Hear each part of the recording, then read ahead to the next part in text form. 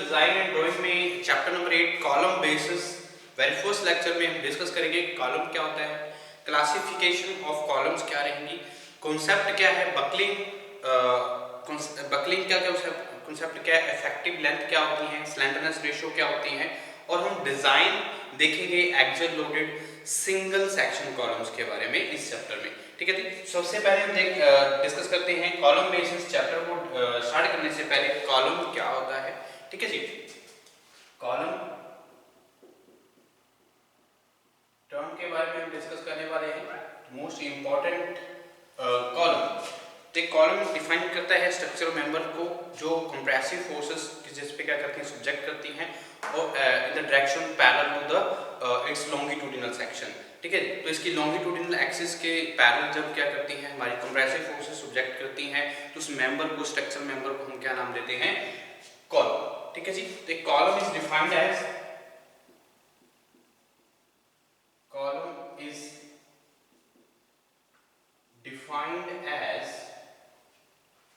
a structural member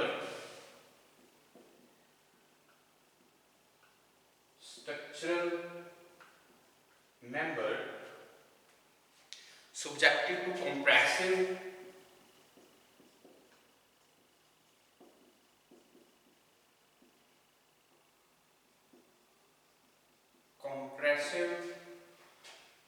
forces in the direction of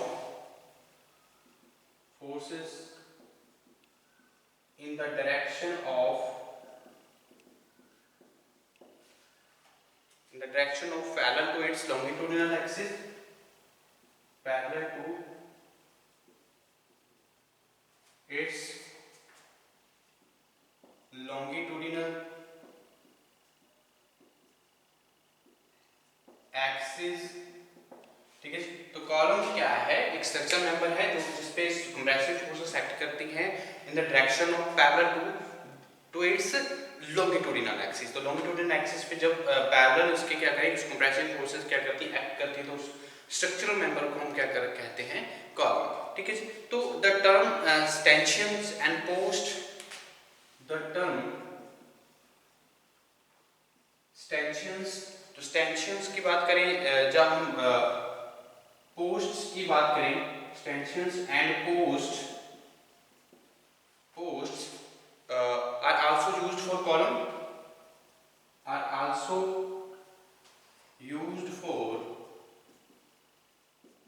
column, तो column के लिए हम यूज करते हैं इस टर्म्स को भी, टेंशंस और पोस्ट्स को भी। ठीक है जी, तो उसके बाद हम बात करने वाले हैं क्लासिफिकेशंस के बारे में। तो क्या क्लासिफिकेशंस रहती हैं, तो नेक्स्ट अगर मैं बात करूं कॉलम क्लासिफिकेशंस की, तो हम क्लासिफाई करते हैं कॉलम्स को तीन तरह से, long column, medium column and short column. ठीक है जी, तो क्लासिफिकेशन किस बेसिस पे की जाती है इसके बारे में हम डिस्कस करते हैं कॉलम पे। ठीक है जी, क्लासिफिकेशन ऑफ कॉलम्स,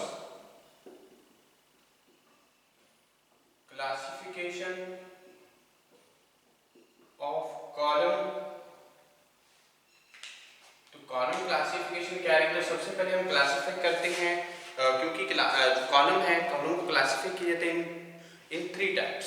ठीक है जी, तो सबसे पहले हम बात करते हैं लॉन्ग कॉलम की, long column.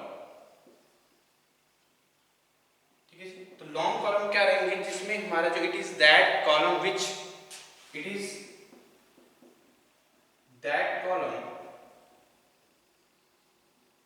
which fails mostly due to the buckling, which fails mostly due to the buckling। तो बकलिंग की वजह से जो हमारे ज्यादातर जो फेलियर होते हैं उस तरह के कॉलम को हम लॉन्ग कॉलम में कंसीडर करते हैं, और साइड बेंडिंग की वजह से, और साइड बेंडिंग की वजह से जो फेल होते हैं उनको हम क्या कंसीडर करते हैं, लॉन्ग कॉलम में। तो the safe load carrying capacity जो रहेगी, the safe load carrying capacity of long column is very less, the safe load carrying capacity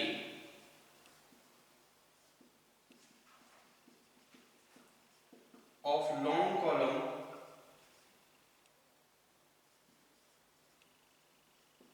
very less. ठीक है जी। उसके बाद मैं बात करता हूं जो हमारे मीडियम कॉलम्स हैं क्या रहेंगे। मीडियम कॉलम, ओके जी। तो मीडियम कॉलम देखिए तो A section in which failures occurs both due to direct stress और बकलिंग। तो दोनों डायरेक्ट स्ट्रेसेस की वजह से और बकलिंग की वजह से, जान के बेंडिंग स्ट्रेसेस की वजह से क्या हो फेल हो, तो उसको हम कंसीडर करते हैं मीडियम कॉलम में। तो a column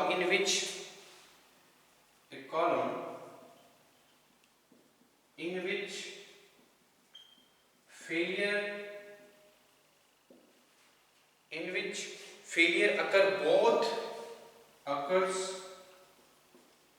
both due to direct stress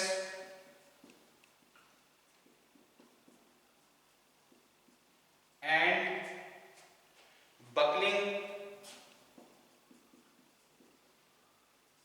that is bending stress। तो बेंडिंग स्ट्रेस की वजह से, और जब हम बात करें डायरेक्ट स्ट्रेस और बकलिंग की वजह, दोनों की वजह से जब कॉलम फेल होता है तो उस तरह के फॉलो को हम क्या करते हैं, कंसीडर करते हैं मीडियम कॉलम। तो लास्ट अगर मैं बात करूं क्लासिफिकेशन में, हम क्लासिफाई करते हैं कॉलम्स को शॉर्ट कॉलम। तो शॉर्ट कॉलम क्या रहेगा, जो हमारे in short column the length of column is, in short column the length of column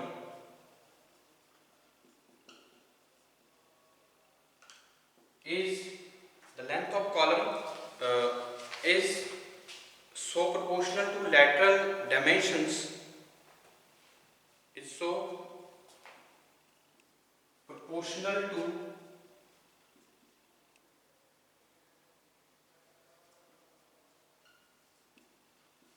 lateral dimensions that the failure of the column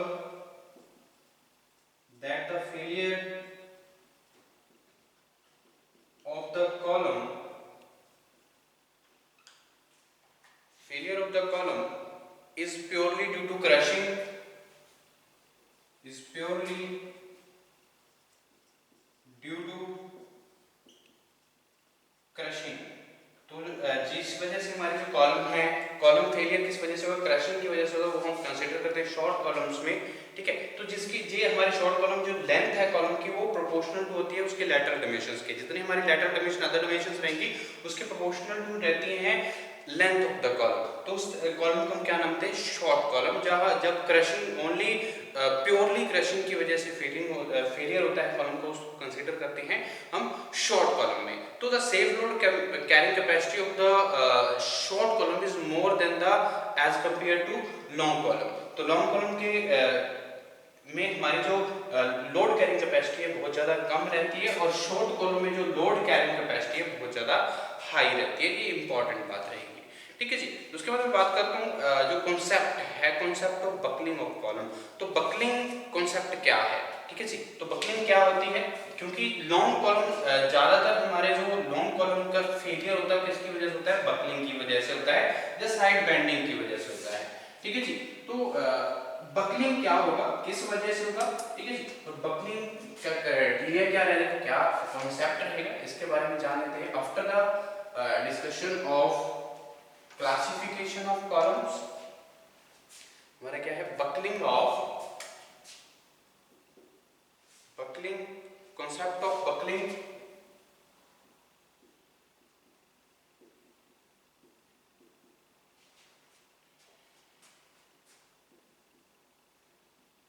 concept of buckling of column।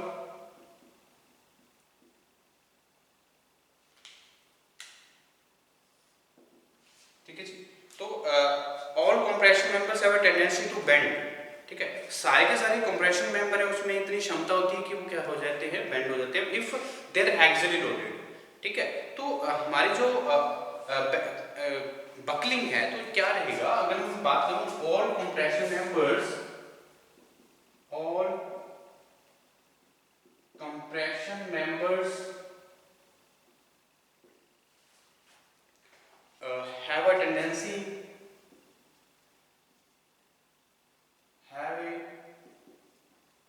tendency to bend if they are axially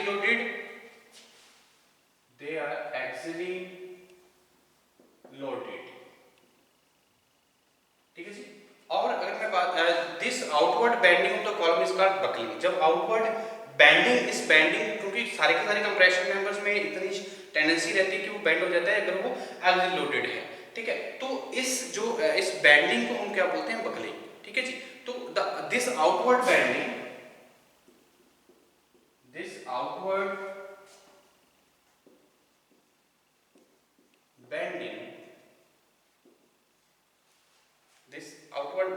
of the column is called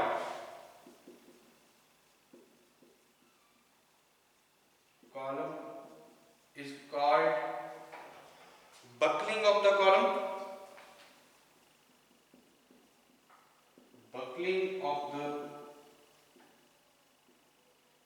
column. Sometimes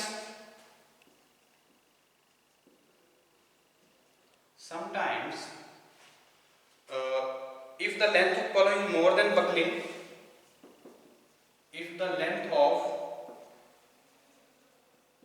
column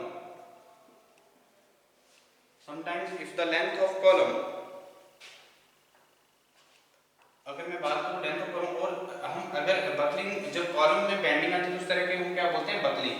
और हम ज्यादातर हम deflection of column बोलते हैं। It sometime it referred as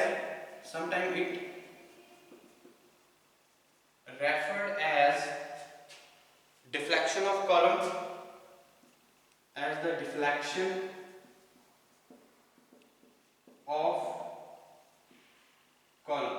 तो इसको हम क्या नाम देते हैं, डिफ्लेक्शन ऑफ कॉलम। तो अगर लेंथ जो है कॉलम की, if the length of column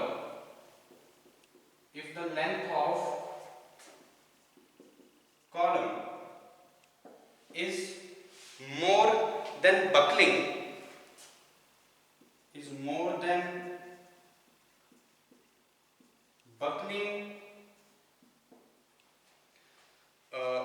will be also more। अगर लेंथ ऑफ कॉलम क्या है, the length of column is more then buckling is also more। तो बकलिंग भी क्या होगी, ज्यादा होगी जब लेंथ, क्योंकि लॉन्ग कॉलम किसकी वजह से फेल होता है, बकलिंग की वजह से या साइड बेंडिंग की वजह से। तो बकलिंग, अगर लेंथ कॉलम क्या है, ज्यादा है, तो बकलिंग भी क्या है, ज्यादा रहेगी। तो the load at which buckling is अगर, the load at which buckling is occur are called buckling load,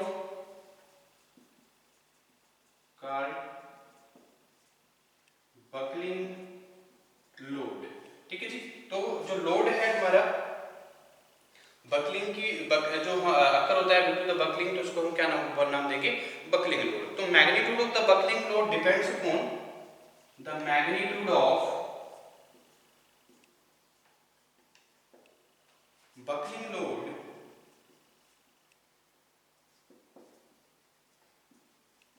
depends upon, किस पे डिपेंड करता है buckling of load, slenderness ratio पे, रेडियस ऑफ जायरेशन पे, depend upon slenderness ratio,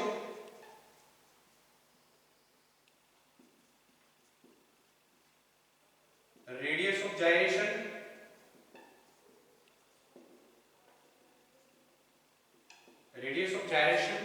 and functions of effective length of members and functions of effective length of members,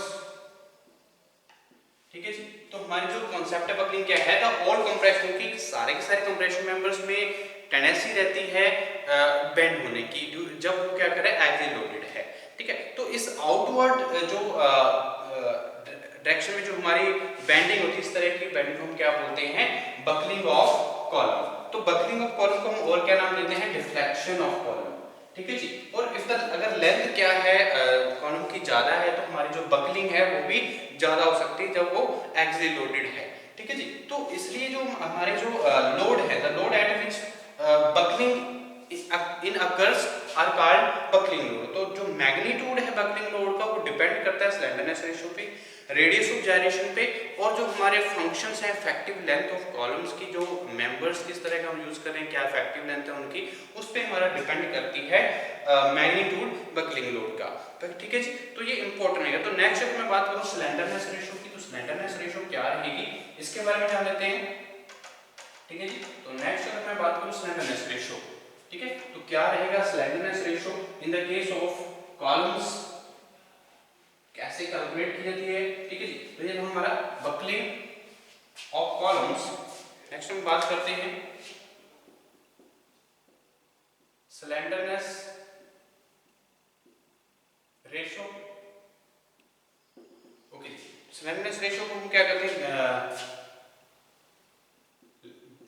से denote करेंगे। तो हमारी जो रेशियो है, ratio between the effective length of the column to its least radius of gyration. ठीक है, तो इसको हम क्या बोलते हैं स्लेंडरनेस रेशियो। ठीक है जी, the ratio between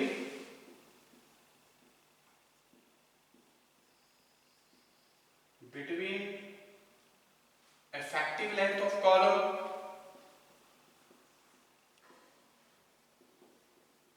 effective length of column to its least radius of gyration, to its least radius of gyration।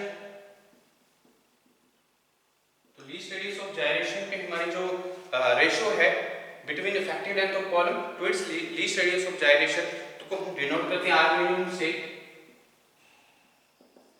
Is known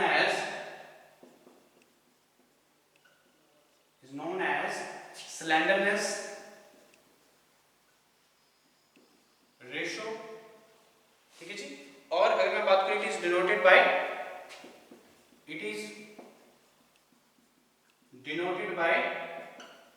gamma. ठीक है जी, तो ये हमारा जो गामा से हम क्या करते हैं इसको डिनोट करते हैं स्लेंडरनेस रेशियो को। और अगर मैं बात करूं मैथमेटिकली देखिए तो हमारा क्या है यहाँ पे slenderness ratio, slenderness ratio is equal to effective length of column by least radius of gyration. Effective length by least radius of gyration। ठीक है जी, और अगर मैं बात करूं जो हमारे नोट करेंगे ई, जो हमारे इफेक्टिव लेंथ को हम क्या करेंगे एल इफेक्टिव से डिनोट करेंगे और bye least radius of gyration को आर मिनिमम से। ठीक है, तो ये इंपॉर्टेंट रहेगा। ओके, तो अगर मैं बात करूं आर मिनिमम की, तो radius of gyration equal to क्या रहता है root of moment of inertia I by A area. ठीक है जी, तो ये इंपॉर्टेंट रहेगा फॉर द स्लेंडरनेस रेशियो। तो यहाँ पे आई क्या है moment of inertia of the column, moment of inertia of the column. तो कॉलम की मोमेंट ऑफ इनर्शिया क्या रहेगी। ठीक है, उसके बाद ए क्या है area of the sectional area of the column, sectional area of the column. तो सेक्शनल एरिया क्या है इसके बारे में भी हम डिस्कस करते हैं स्लेंडरनेस रेशियो। उसके बाद मैं बात करता हूँ effective length of column and equivalent length क्या रहेगी और इफेक्टिव लेंथ क्या रहेगी। ठीक है, तो इफेक्टिव लेंथ क्या होती है कॉलम्स की, तो हमने डिस्कस किया है स्लेंडरनेस रेशियो। स्लेंडरनेस रेशियो क्या था ratio of the effective length of column to its least radius of gyration. ठीक है, तो नेक्स्ट अगर मैं बात करूं इफेक्टिव लेंथ की, तो इफेक्टिव लेंथ ऑफ कॉलम क्या है जिसको हम क्या बोल सकते हैं इक्विवेलेंट लेंथ। तो इक्विवेलेंट लेंथ क्या होती है और इफेक्टिव लेंथ क्या होती है इसके बारे में भी हम जान लेते हैं। ठीक है जी, तो हमारा क्या रहेगा effective length of column, effective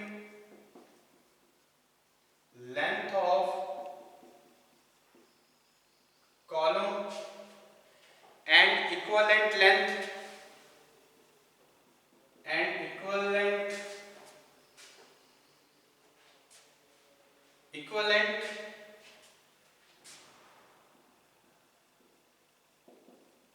length, ठीक है जी। तो इक्विवेलेंट लेंथ और इफेक्टिव लेंथ क्या है? The length of column which participate A buckling, ठीक है। जो लेंथ क्या करती है? The length of column which participate in buckling, participates in buckling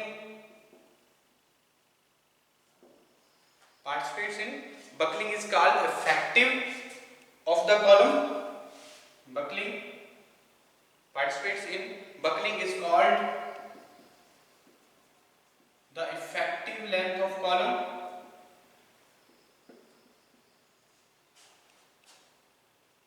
Length of column, it is denoted by L, तो इसको हम स्मॉल l से डिनोट करते हैं। It is denoted by small l, तो स्मॉल l से डिनोट किया जाता है इफेक्टिव लेंथ या इक्विवेलेंट लेंथ को, ठीक है। The effective length is calculated from the effective length is calculated from actual length of the column, actual length of the column, length of the column, actual length of the column, capital L से हम denote करेंगे, depending on the end conditions, depending upon the end conditions, ठीक है जी। तो हमारी जो effective length है वो कैलकुलेट की जाती है actual length of the column पे बेस पे, जो हमारी एंड कंडीशंस पे डिपेंड करेगी, ठीक है जी। तो ये हमारा equivalent length and effective length of column. तो नेक्स्ट लेक्चर में हम डिस्कस करेंगे इफेक्टिव लेंथ कॉलम, अलग अलग जो कंडीशंस हैं क्या होती है, और हमारे जो कॉलम बेसिस के बारे में हम डिस्कस करने वाले हैं नेक्स्ट लेक्चर में।